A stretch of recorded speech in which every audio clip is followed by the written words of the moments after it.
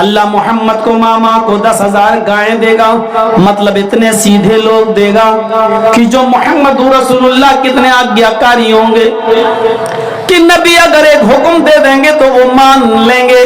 جب محمد رسول اللہ نے مکہ فتح کیا تو آپ کو معلوم ہوگا جب مکے میں داخل ہوئے تو آپ کے ساتھ 10,000 صحابہ کرام کی ایک تعداد تھی۔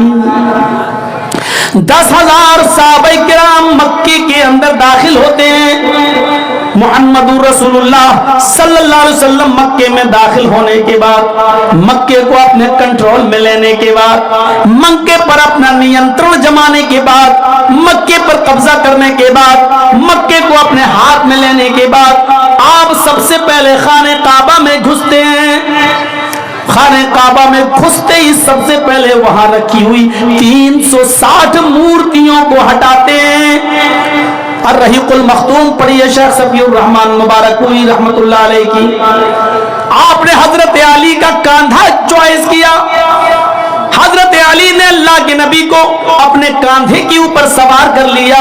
نبی اکرم کے ہاتھ میں چھڑی تھی۔ اللہ کے نبی خانہ کعبہ میں گھس جاتے ہیں اور جہاں 360 بت رکھے ہوئے تھے وہاں سے ایک ایک بت کو ہٹاتے جاتے، ایک ایک بت کو چھڑی سے مارتے جاتے، وہ بت زمین پر گرتا جاتا، ٹوٹتا جاتا، ایک ایک بت کو گراتے جاتے اور یہ کہتے جاتے جاء الحق وزہق الباطل ان الباطل کان زہوقا۔ حق آ گیا اور باطل مٹ گیا اور باطل کو تو مٹنا ہی تھا۔ حق آ گیا اور باطل مٹ گیا اور باطل کو تو مٹنا ہی تھا۔ میرے پیارے بھائیوں، یہ تھا جناب محمد رسول اللہ صلی اللہ علیہ وسلم کا سب سے پہلا کام۔ جب آپ نے خانہ کعبہ سے ان بتوں کو صاف کر دیا ہے اور خانہ کعبہ کو پاک کر دیا، رب کی توحید قائم ہو گئی، تو وہاں آپ نے پہلے 2 رکعت نماز پڑھی اور نماز پڑھنے کے بعد جب آپ صحابہ کرام کے ساتھ خانہ کعبہ سے باہر نکلتے ہیں، کافر ڈرے ہوئے، حضرت سعد کی زبان سے یہ جملہ نکل گیا، اے کافرو آج تیار ہو جاؤ تمہیں مارا جائے گا، اے کافرو تیار ہو جاؤ مرنے اور کٹنے کے لیے، تم نے ہمیں مارا، تم نے ہمیں مکے سے نکالا، ہماری زمین و جائیداد سے ہمیں بے دخل کیا، ہمارے بچوں کو تم نے قتل کیا، تم نے بہت ظلم کیے، آج انتقام کے لیے تیار ہو جاؤ، جنہوں نے ہمارے بچوں کو مارا، ہمارے بڑوں کو مارا، آج ہم ان کو بھی قتل کریں گے، تیار ہو جاؤ قتل ہونے کے لیے۔ حضرت سعد کی زبان سے جملہ نکل گیا الیوم یوم الملحمہ، آج کا دن تو ٹکڑے ٹکڑے کر دینے کا دن ہے، ملحمہ لحم سے بنائیں، آج کا دن تو گوشت کے ٹکڑے ٹکڑے کر دینے کا دن ہے، آج کا دن تو بوٹیاں بوٹیاں کر دینے کا دن ہے، آج کا دن تو مارنے اور کاٹنے کا دن ہے، اے کافرو آج ہم تمہیں کاٹیں گے۔ اللہ کے نبی دوسری طرف بیٹھے ہیں، وہ کہتے نہیں نہیں اے کافرو تمہیں ڈرنے کی ضرورت نہیں ہے، سعد غلط بول رہے ہیں، آج کا دن کوئی ٹکڑے ٹکڑے کر دینے کا دن نہیں ہے، آج کا دن کسی کو قتل کر دینے کا دن نہیں ہے، آج ہم کسی کو نہیں ماریں گے، بل الیوم یوم المرحمہ، آج کا دن تو رحم و کرم کا دن ہے، آج کا دن تو عفو درگزری کا دن ہے، آج کا دن تو ایک دوسرے کو معاف کرنے کا دن ہے، آج کا دن تو ایک دوسرے کو گلے لگانے کا دن ہے، نہیں نہیں تم بے فکر رہو، تم اسی مکے میں رہو گے، تمہیں کوئی نہیں مارے گا، ہاں لیکن اپنے جرموں کی معافی مانگ لو، مجھے پتا چلنا چاہیے کہ کس نے کیا ظلم کیا تھا، کیا جرم کیا تھا، آؤ مجھ سے معافی مانگو، میں تم سب کو معاف کرنے کے لیے تیار ہوں۔ ایک آیا میں نے یہ جرم کیا، آپ نے کہا جاؤ میں نے تمہیں معاف کر دیا، دوسرا میں نے فلاں کو قتل کیا، جاؤ میں نے تمہیں بھی معاف کیا، ایک اور شخص آتا ہے، آپ نے کہا تم نے کیا کیا، کہنے لگا محمد اگر نہ سنے تو بہتر ہوگا، نہیں نہیں مجھے بتاؤ آج میں سننا چاہتا ہوں، کہا اے اللہ کے نبی آپ کی بیٹی زینب اونٹنی پر سوار تھی، ان کے پیٹ میں حمل تھا، آپ مدینے میں تھے اور آپ کے داماد علی آپ کی بیٹی کو مدینے کی طرف لے کر جا رہے تھے، بیٹی زینب کے پیٹ میں بچہ تھا، میں میں نے تیر اونٹنی کو مار کر زخمی کرنا چاہا، لیکن غلطی سے وہ تیر زینب کے پیٹ میں لگ گیا تھا، زینب کا پیٹ پھٹ گیا تھا، اس کے پیٹ کا بچہ زمین پر گر گیا تھا، اور اسی حال میں علی اپنی سالی کو، آپ کی بیٹی زینب کو مدینے لائے، پیٹ کا بچہ ضائع ہو چکا تھا۔ جب زینب کو ہوش آیا اور اس کو پتا چلا کہ میرے پیٹ کا بچہ نہ رہا، تو آپ کی بیٹی زینب اس صدمے کو برداشت نہ کر سکی، ان کا انتقال ہو گیا۔ اے اللہ کے نبی، میں آپ کی بیٹی زینب کا قاتل ہوں۔ اللہ کے نبی کی آنکھوں میں آنسو آ گئے، فرمایا ہبار میری بیٹی کی یاد دلا دیا آج تو نے، میں نے ہی اپنے ان ہاتھوں میں اپنی بیٹی کو دم توڑتے ہوئے دیکھا ہے، میں نے ان ہاتھوں میں اپنی بیٹی کو لیا اور اس کی آخری سانسیں اسی حال میں نکلی کہ اس کو صدمہ تھا کہ میرے پیٹ کا بچہ ضائع ہو گیا۔ لیکن اے ہبار، میں وعدہ کر چکا ہوں کہ کسی سے کوئی بدلہ نہیں لیا جائے گا۔ او میری بیٹی کے قاتل، او میری بیٹی زینب کے قاتل، جا اے ہبار، جا جا ہبار، میں نے تجھ کو بھی معاف کر دیا، اے ہبار میں نے تیرا خون بھی بخش دیا، اے ہبار جا میری آنکھوں کے سامنے سے ہٹ جا، میں نے تجھے بھی چھوڑ دیا۔ اسی محفل میں معافی مانگنے والی ایک عورت آتی ہے، نام ہے اس کا ہندا، کہتی ہے اللہ کے نبی آپ تو مجھے جانتے ہی ہیں۔ آپ نے کہا تم ہندا ہو؟ ہاں۔ اے ہندا تیرا جرم تو بہت بڑا ہے، میرے چچا حمزہ کا تو نے پیٹ پھاڑا، میرے چچا حمزہ کے قتل کے بعد تو نے اس کی ناک کاٹی، تو نے اس کا کان کاٹا، تو نے میرے چچا حمزہ کی زبان کاٹی، اور ان تینوں میں دھاگا ڈال کر تو نے اس کا ہار بنا کر اپنے گلے میں پہنا۔ میری چچا کی لاش کا تو نے مسئلہ کیا ہے، تو نے میرے چچا حمزہ کی زبان کاٹی، ناک کاٹی، کان کاٹا اور اس کا ہار بنا کر اپنے گلے میں پہنا۔ اس پر بھی تیرا کلیجہ ٹھنڈا نہ ہوا تو تو نے میرے چچا کا پیٹ پھاڑا، پیٹ سے کلیجہ نکالا، اس کلیجے کو کاٹا اور اپنے دانتوں سے نوچا، اور اس کلیجے کو تو نے دانتوں سے چبایا۔ جب تیرے دل نے اس کو حلق کے اندر، پیٹ کے اندر لے جانا گوارا نہ کیا تو اپنے دانتوں سے کچا چبا کر تو نے زمین کے اوپر تھوک دیا۔ اے ہندا تو نے میرے چچا کے ساتھ اتنا بھیانک اور خطرناک سلوک کیا، لیکن میں آج تجھ سے بھی بدلہ نہ لوں گا۔ اے ہندا جا، میں نے تجھے بھی معاف کر دیا۔ اے ہندا لیکن ایک گزارش ہے، میرے سامنے مت آنا، میں بھی انسان ہوں، میرے پاس بھی دل ہے، جب تو میرے سامنے آئے گی تو مجھے اپنے چچا کی لاش یاد آ جائے گی، جب تو میرے سامنے آئے گی تو مجھے اپنے چچا کا یہ مسئلہ کیا ہوا، یہ بگڑا ہوا اور ان کی لاش کے ساتھ یہ سلوک جو تو نے کیا وہ میرے سامنے آ جائے گا۔ اے ہندا آئندہ میرے نظروں کے سامنے مت آنا، اے ہندا جب تو میری آنکھوں کے سامنے آئے گی تو مجھے میرے چچا کی یاد آ جائے گی۔ یہ کہہ کر آپ نے ہندا کو بھی معاف کر دیا۔ یہ الگ بات ہے کہ ہندا بعد میں اسلام لے آتی ہے۔ میرے پیارے ساتھیوں، آپ نے ایک ایک کر کے سب کو معاف کر دیا۔ جب اللہ کے نبی یہ کہہ رہے تھے کہ آج میں کسی سے انتقام نہیں لوں گا، تو یہ 10,000 صحابہ اتنے سیدھے تھے کہ خاموش ہو کر کہنے لگے آپ کا فیصلہ سر آنکھوں پر، جو آپ نے فیصلہ کر دیا وہ مجھے تسلیم ہے، جو آپ نے فیصلہ کر دیا وہ مجھے قبول ہے۔ میں اپنے ماں باپ کا، میں اپنے بیٹوں کا، اپنی اولاد کا میں بھی بدلہ نہ لوں گا۔ میرے بھائیوں، 10,000 گائے سے مراد ایسے 10,000 صحابہ جو نبی اکرم پر اپنی جان نچھاور کریں گے اور ان کے حکم کے آگے اپنے سر تسلیم خم کر لیں گے، یہ 10,000 گائے سے مراد یہ ہے۔ تو 100 سونے کے سکوں سے مراد اصحاب صفہ، 10 ہار سے مراد عشرہ مبشرہ، 300 گھوڑوں سے مراد 313 جنگ بدر میں لڑنے والے صحابہ، 10,000 گائےوں سے مراد مکے میں 10,000 صحابہ کا وہ لشکر جو جناب محمد رسول اللہ کے ساتھ مکے میں داخل ہوا اور اللہ کے رسول صلی اللہ علیہ وسلم کی بات کو تسلیم کر لیا۔ یہ پورا کا پورا منتر صرف محمد رسول اللہ پر فٹ اترتا ہے، پورا اترتا ہے، اس کے علاوہ اس منتر کے مطابق ہمیں کوئی نہیں دکھائی دیتا۔ جہاں تک ناموں کی بات ہے، پہلا نام محمد، تو لفظ محمد بھی ایسے ہی ویدوں میں آیا ہے۔ اگیان ہیتو کرت موہ مدانتھکارم ناشم ودھایم ہتدودیت وویکا، محمد بھی آ گیا۔ چلیے نراشنس اگر آپ کو پسند نہیں نام کہاں ہے تو نام بھی آ رہا محمد اگیار ہیتو کرت محمد ملائیں گے تو کیا پڑھیں گے محمد اندھکارم ناشم ملائیں گے تو کیا پڑھیں گے محمد اندھکارم ناشم ودھایم ہتدو دیت وویکا محمد آئیں گے اس دھرتی پر محمد آئیں گے محمد اندھکارم ناشم دھرتی پر اندھیرا ہوگا وہ اس اندھیرے کو ناش کر دیں گے دھرتی پر اندھیرا ہوگا اس اندھیرے کو مٹائیں گے محمد اندھکارم ناشم محمد کے آنے کے بعد اندھیرا مٹے گا آپ کو نہیں معلوم محمد الرسول اللہ کے آنے سے پہلے کتنا اندھیرا تھا اس کی ایک جھلک دیکھنا چاہتے ہو تو میں دکھاؤں آپ کو اتنا اندھیرا تھا محمد الرسول اللہ کے آنے سے پہلے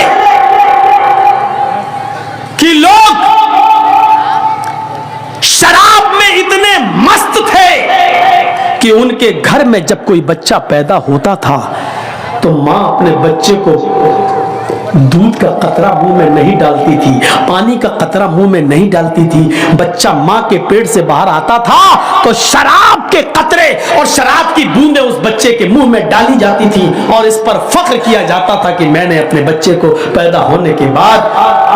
شراب کے قطرے پلائے ان کی گھٹی میں شراب رچی اور بسی ہوئی تھی جوا اتنا زیادہ کھیلا جاتا تھا کہ جوئے میں رقم ہار جاتے تھے تو مکان لگا دیا کرتے تھے اور مکان جوئے میں ہار جاتے تھے تو بیوی جوئے میں لگا دیا کرتے تھے پڑھیے زاد المعاد علامہ ابن قیم کی اور بیوی بھی جوئے میں ہار جاتے تھے تو جوان بیٹی جوئے میں لگا دیا کرتے تھے زناکاری عروج پر تھی عورت کی کوئی حیثیت نہیں تھی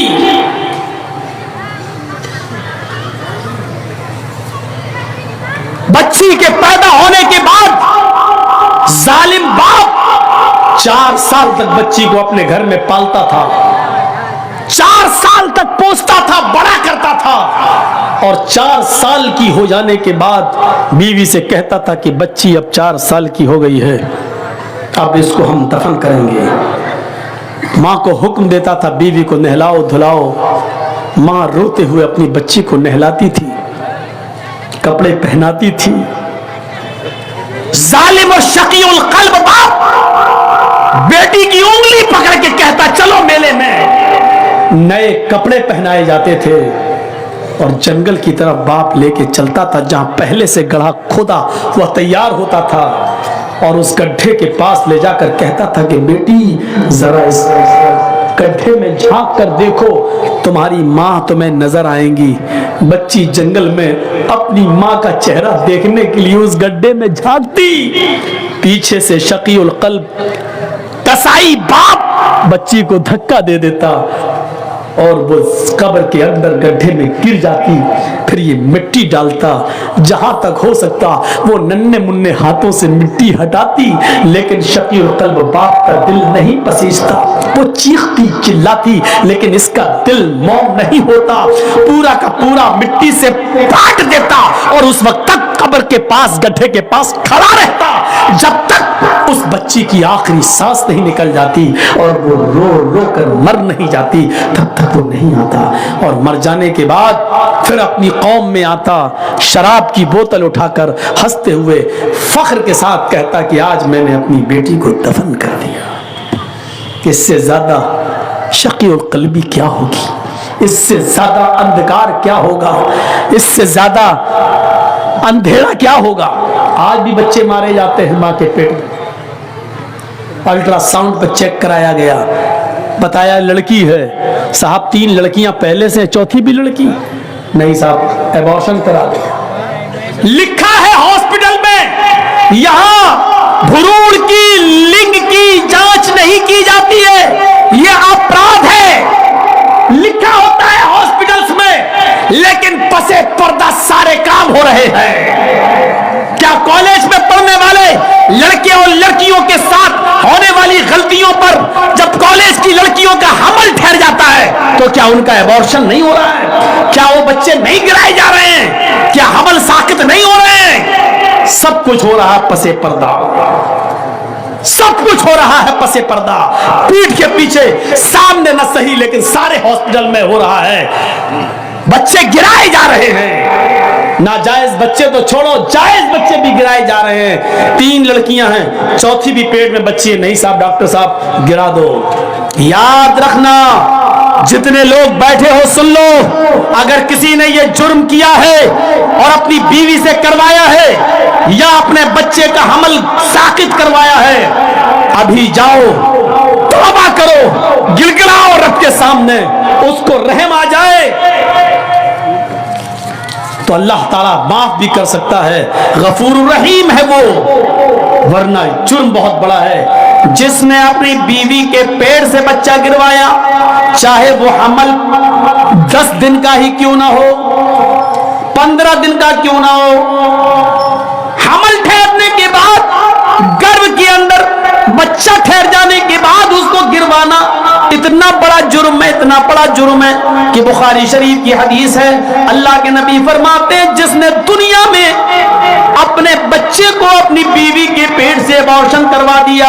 گروا دیا، اسقاط کروایا، قیامت کے دن اللہ تعالیٰ اس بچے کو ہاتھ دے گا، پیر دے گا، زبان دے گا، آنکھیں دے گا، سر دے گا، یہ بچہ ایک بچے کی شکل اختیار کرے گا۔ بخاری کی روایت ہے، جاء یوم القیامہ ومعلق بین ثدیہا، قیامت کے دن وہ بچہ اس حال میں آئے گا کہ وہ اپنے ماں کی دونوں پستان سے لٹکا ہوا ہوگا، اپنے ماں کے دونوں سینوں سے لٹکا ہوا ہوگا، اپنے ماں کا دودھ چوس رہا ہوگا، اپنے ماں کے پستان سے لٹکا ہوگا۔ اللہ کہے گا اے بچے تجھے بھی کچھ کہنا ہے، اللہ اس بچے کو زبان دے گا، یقول، وہ بچہ اپنے ماں کی پستان چھوڑے گا، پھر اوپر دیکھے گا، کہے گا یقول یا ربی ہذہ امی قتلتنی، اللہ یہ میری ماں ہے جس کے پستان سے میں لٹکا ہوں، اللہ یہ میری ماں ہے جس کا میں دودھ پی رہا ہوں، اللہ یہ میری ماں ہے جس کے سینے سے آج میں لگا ہوں، اللہ یہ میری ماں ہے جس نے دنیا میں مجھے مار ڈالا تھا، اللہ یہ میری ماں ہے جس نے دنیا میں مجھے قتل کر دیا تھا، اللہ یہ میری ماں ہے جس نے دنیا میں مجھے جینے نہیں دیا، مجھے دنیا میں آنے نہیں دیا، اللہ یہ میری ماں ہے جس نے دنیا میں مجھے بھلا دیا تھا، میرا قتل کر دیا تھا، میرا مرڈر کر دیا تھا، اللہ یہ دنیا میں میری نہ ہوئی، آج آخرت میں تو اس کا مت بن، آج آخرت میں تو اس کا مت ہو، اے اللہ تو میری ماں کو جہنم میں ڈال دے، اللہ میری ماں کو جہنم میں پھینک دے، میری ماں سے مجھے کوئی ہمدردی نہیں ہے، یہ دنیا میں میری نہ ہوئی، آج تو اس کا نہ ہو۔ قیامت کے دن یہ بچہ اپنی ماں کو جہنم میں لے جائے گا، اللہ رب العالمین اس بچے کو تو نہیں لیکن اس کی ماں کو اپنے بچے، اس بچے کے کہنے پر جہنم میں ڈال دے گا۔ جس ماں نے دنیا میں ابارشن کرا کے اپنے بچے کو گرایا ہے، تم اپنے حلال بچے گرا دیتی ہو،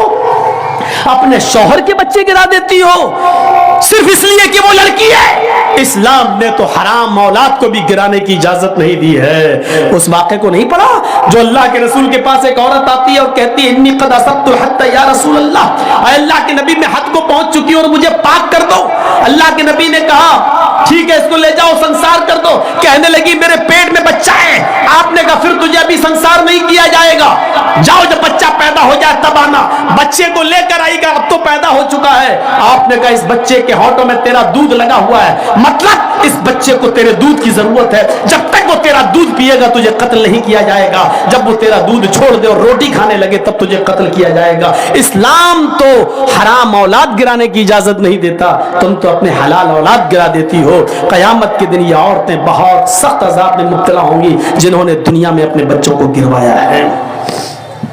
حمل ٹھہرنے کے بعد چاہے وہ 1 دن کا ہی کیوں نہ ہو، حمل ٹھہر گیا، رپورٹ میں آ گیا کہ حمل ٹھہر گیا، اب آپ بچے کو نہیں گرا سکتے ہیں، ایبارشن نہیں کرا سکتے ہیں۔ وہ الگ بات ہے کہ کوئی مصیبت ہو جائے اور ماں یا بچے میں سے کسی ایک کو بچانا پڑے، تو ایسی صورت میں تو پھر ماں کی جان بچائی جائے گی، وہ مجبوری کی ایک الگ کنڈیشن ہے۔ لیکن بغیر کسی مجبوری کے صرف اس لیے کہ 3-4 بیٹیاں پہلے سے، یہ چوتھی بھی میری بیٹی، ہم جہیز کہاں سے لائیں گے؟ نہیں، گرا دو، اب نہیں چاہیے مجھے، صرف اس لیے گرا دیتی ہو تو عذاب کی مستحق ہوگی، عذاب کی مستحق۔ تو میرے بھائیوں، ہمیں بچنا چاہیے۔ یہ اندھیرا تھا عرب کے اندر کہ لڑکیوں کو زندہ دفن کر دیا جاتا تھا۔ شادی جانتے ہو کیسے ہوتی تھی؟ شادیوں کا رواج بہت برا تھا۔ ایک لڑکا کسی لڑکی سے شادی کر کے لاتا تھا، پڑھیے بخاری کتاب النکاح، زمانے جاہلیت کی نکاح پر نظر ڈالیے۔ ایک لڑکا کسی لڑکی کو نکاح کر کے لاتا تھا، لیکن اس کے ساتھ رات سوتا نہیں تھا، جس کو ہماری زبان میں بولا جاتا ہے شب زفاف، نہیں مناتا تھا، اور جس کو ہماری عام بھاشا میں بولا جاتا ہے سہاگ رات، وہ لڑکا اپنی بیوی کے ساتھ نہیں مناتا تھا۔ شادی کر کے لایا، ودا کر کے لایا، رخصتی کر کے لایا، گھر میں لایا، لیکن نہیں ملتا تھا، بلکہ وہ لڑکا، وہ پتی، وہ دولہا اپنی بیوی کو اپنے دوست کے حوالے کر دیتا تھا اور کہتا تھا کہ لو جاؤ تم اس کے ساتھ اور اس کی شرمگاہ حاصل کرو، یعنی اس کے ساتھ زنا کرو۔ اور جب اس کے دوست سے یہ بیوی حاملہ ہو جاتی تھی، یہ لڑکی حاملہ ہو جاتی تھی، تب پتا چلتا تھا حاملہ ہو گئی، تب یہ اصلی پتی جاتا تھا اور اپنے دوست سے اپنی بیوی کو لے کر آتا تھا، اور ایسا اس لیے کیا جاتا تھا تاکہ بچہ نیک پیدا ہو۔ بتائیے، ان کے ہاں نیک بچہ پیدا ہونے کا یہ تصور تھا کہ جب تک شوہر شادی کے بعد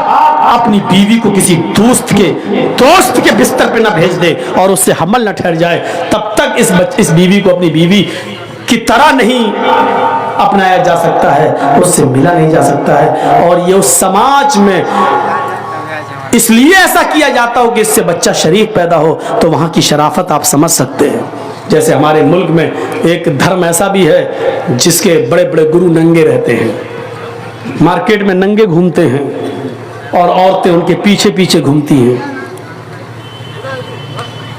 اور ایک جگہ جب وہ بابا بیٹھ جاتا ہے تو اس کے اوپر سر پہ دودھ ڈالتی ہیں۔ آج بھی یہ پرچلن ہے، اور وہ دودھ جب بہتا ہوا اس بابا کے مشین کے پاس آتا ہے، وہ گرو گھنٹال جو بنا بیٹھا ہے ننگا، جب بابا کی شرمگاہ کے پاس آتا ہے وہ دودھ اوپر سے، تو اس کو کٹورا لگا کے ایسے بھر لیتی ہیں، اور وہ دودھ گربھوتی عورتوں کو پلایا جاتا ہے، حاملہ عورتوں کو پلایا جاتا ہے۔ کیوں؟ تاکہ بچہ نیک پیدا ہو۔ اندازہ لگاؤ، مشین کے پاس سے آیا ہوا دودھ اور کٹورے میں بھرا گیا ہو وہ دودھ جب گربھوتی عورت پیے گی تو بچہ کتنا شریف پیدا ہوگا، اس سے آپ اندازہ لگا سکتے ہیں۔ اس کی شرافت کا حال کیا ہے، یہیں سے آپ اندازہ لگا سکتے ہیں۔ تو وہ ایسا ہوتا تھا۔ نکاح کا دوسرا طریقہ عرب کے اندر یہ تھا، نکاح کا دوسرا طریقہ عرب کے اندر یہ تھا کہ ایک ہی عورت کے پاس 3 سے اوپر اور 10 تک لوگ، 10 سے زیادہ نہیں، 10 تک لوگ آتے تھے۔ 3 بھی ہو سکتے ہیں، 4 بھی، 5 بھی، 6 بھی، 7 بھی، 8 بھی، 9 بھی، 10 بھی، 10 سے زیادہ نہیں، اس عورت کے پاس پورے سال جاتے ہیں۔ جب بچہ پیدا ہوتا تو وہ ان 10 کو، جتنے لوگ اس کے پاس آئے، وہ سبوں کو بلاتی اور کہتی کہ تمہارا معاملہ تو معلوم ہے، تم بھی ہمارے پاس آئے، تم بھی ہمارے پاس آئے، تم نے بھی ہم سے ملاقات کی، تم نے بھی ہم بستری کی، تم نے بھی ہمارے جسم سے کھلواڑ کیا، سب تمہیں تو معلوم ہے نا۔ سب کہتے ہاں۔ مجال نہیں تھی کہ نہ آئے کوئی، آنا پڑتا تھا، یہ سماج کا نیم تھا، آنا پڑتا۔ جتنے لوگوں نے اس عورت کے ساتھ جمع کیا، ہم بستری کی، زنا کے، سب آتے۔ وہ عورت کہتی اب یہ بچہ پیدا ہوا ہے، سب خاموش بیٹھے رہتے۔ اس عورت کو اختیار ہوتا، وہ بچہ اٹھاتی اور ان لوگوں میں سے جتنے لوگوں نے اس کے ساتھ زنا کیا، اپنا بچہ جس کی گود میں ڈال دیتی، یہ اس کی بیوی مان لی جاتی، وہ اس کا پتی مان لیا جاتا، اور اس کا بچہ وہی مان لیا جاتا جس کی گود میں ڈال دیا، یہ اسی کا بچہ ہے۔ یہ شادی کا دوسرا طریقہ تھا عرب کے اندر۔ بس تیسرا طریقہ اور سن لو. تیسرا طریقہ یہ تھا کہ گنتی کی کوئی تعداد نہیں تھی, عورت اپنے گھر میں ہری جھنڈیاں لگا لیا کرتی تھی. ہری جھنڈی کا مطلب پورے سال جو ان کے پاس آنا چاہے. یہ اس علاقے میں طوائف میں شمار نہیں ہوتی تھی, لیکن کام طوائف والا تھا.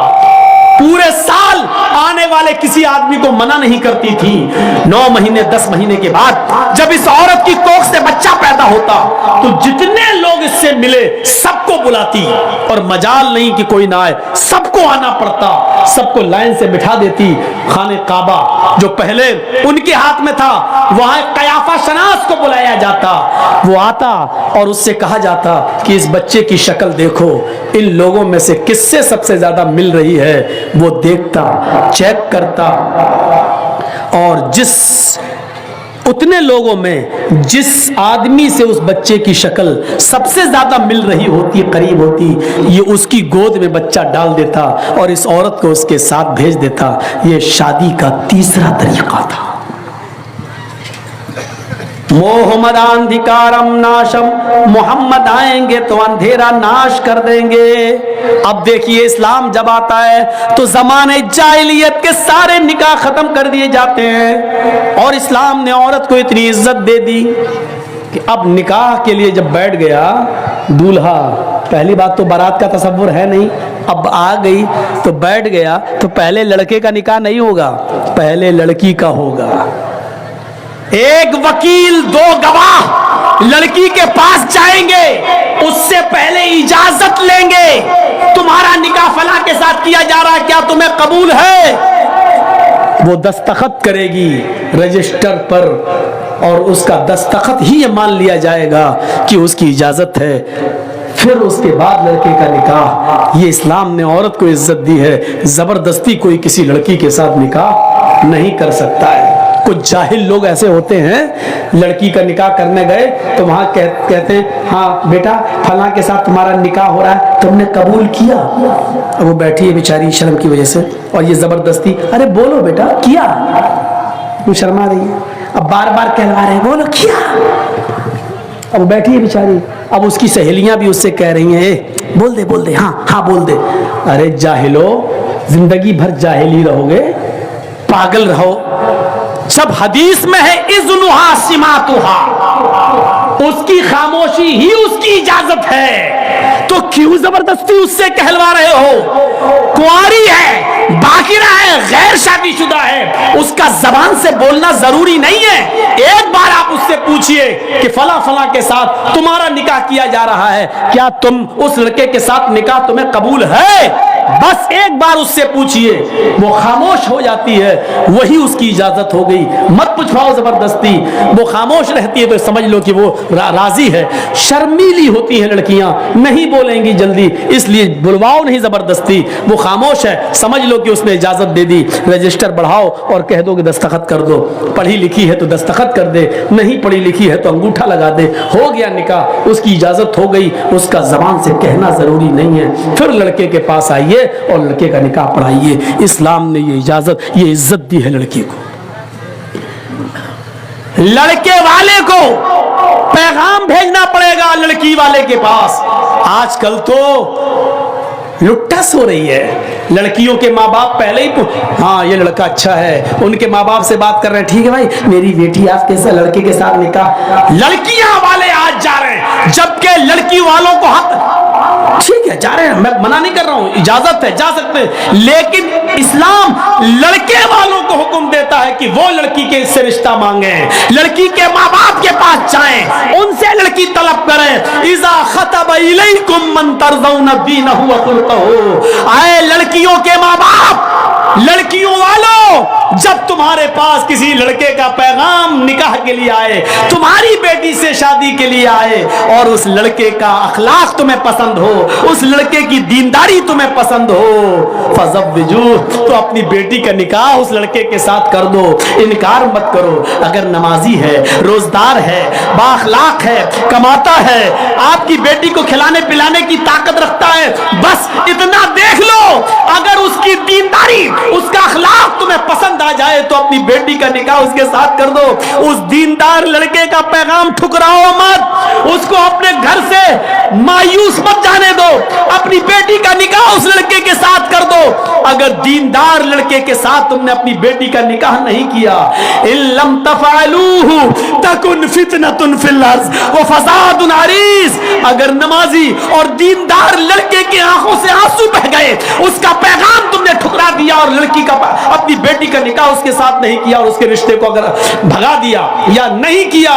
तो जमीन में फितना फैल जाएगा। इल्लम तफअलूहु तकुन फितनतुन फिल अर्ज़, तो जमीन में फितना देखोगे, व फसादुन अरीज़, और लंबा चौड़ा फसाद। आज देख लो तलाकों की कितनी नौबतें हैं, क्योंकि हमने जेंटलमैन देखा है, हीरो देखा है, जमीन और जायदाद वाला देखा है, दीनदार नहीं देखा है। सुप्रीम कोर्ट का बयान है कि सबसे ज्यादा हमारे यहाँ तलाक के केस पेंडिंग में पड़े हुए हैं, तलाक के केस पेंडिंग में पड़े हुए हैं, और तलाक के केस 3 करोड़ की तादाद में है।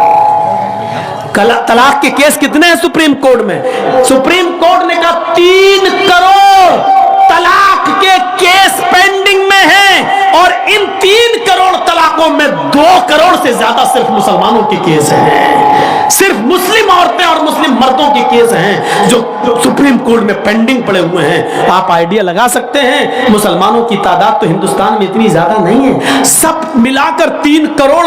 तलाक के केस पेंडिंग में, और 3 करोड़ में 2 करोड़ से ज्यादा सिर्फ मुसलमानों के केस। इससे आप अंदाजा लगाइए कि मुसलमानों ने दीनदारी देखना शुरू नहीं किया है, दीनदारी को देखना छोड़ दिया है। चाहे लड़के वाले हों, लड़की में दीनदारी नहीं देख रहे हैं, लड़की वाले लड़कों में दीनदारी नहीं देख रहे हैं, इसलिए तलाकों पर नौबतें आ रही हैं, जो हमारे लिए बहुत बड़ा अलमिया है और दर्द सर है। इसको हमारे समाज और सोसाइटी को